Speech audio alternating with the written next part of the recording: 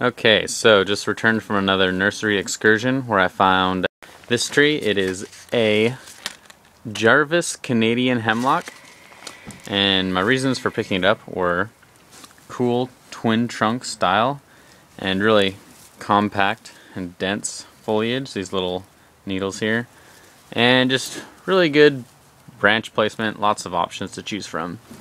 And I'm thinking I'm just going to make it like a really just proper twin trunk style. I don't know, just see where the tree takes me. So here I've started the basic pruning and branch selection, and I'm being really hesitant because I just don't really know where I want to take this yet, and there's so many possibilities, but this definitely needs a lot more thinning out up here. I don't know if I just want to maybe remove this branch altogether. So many options. And you can see here I made a really just bad cut, and some of the bark tore off, so I had to use some cut paste to kind of help seal that up. Hopefully it won't have too big of consequences. And right in here there is kind of like a secondary trunk that branches off to the left right here, and it's making this junction here really thick instead of tapering nicely. So I think I'm definitely going to lose this guy to the right and work the secondary trunk into some sort of branch back here.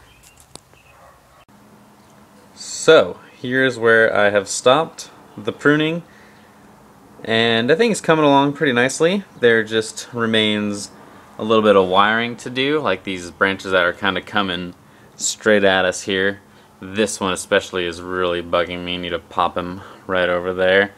And also this secondary trunk, I kind of pruned off the really receding back part of it here and deciding to make this branch the new trunk, perhaps wire him something like that. It's a little more complementary to the main trunk, and needs a little more thinning out in the main, some of the main areas, like the primary apex is kind of, I don't know, who knows what's going on up there. And these bottom branches here are most likely not going to make the final cut of the bonsai, but I do want to keep them around for quite a bit longer. I'm talking years, to kind of develop the trunk thickness, because anytime you have side branches growing, it does help to develop thickness in a primary branch. Like you can notice what I was talking about earlier, this section right here is pretty thick because it had a nice, I don't know, lots of branches just kind of shooting out everywhere. And so I put it in a nice training pot so it can recover really nicely and just continue to grow and flourish through its tough times ahead of wiring and me neglecting it indoors, which I know is like bonsai, no, but I really feel like I'm gonna put it right against the corner windows and have lots of sunlight and fresh air getting into it. So that's another little experiment. We'll see how a really outdoor bonsai can do inside in ideal conditions. And I'll do some wiring and load up another clip here. Alright, here we are, wiring completed, and I think it's starting to look quite nice. You can really see the foliage triangle starting to develop, kind of something like that. And the secondary trunk now looks like it's in a pretty nice position compared to the crazy jutting off to the right before. About the wiring right here, it's really bad wiring practice. I made the connection in the front rather than around the back, but you know, that's what I get for watching Labyrinth with David Bowie while wiring bonsai.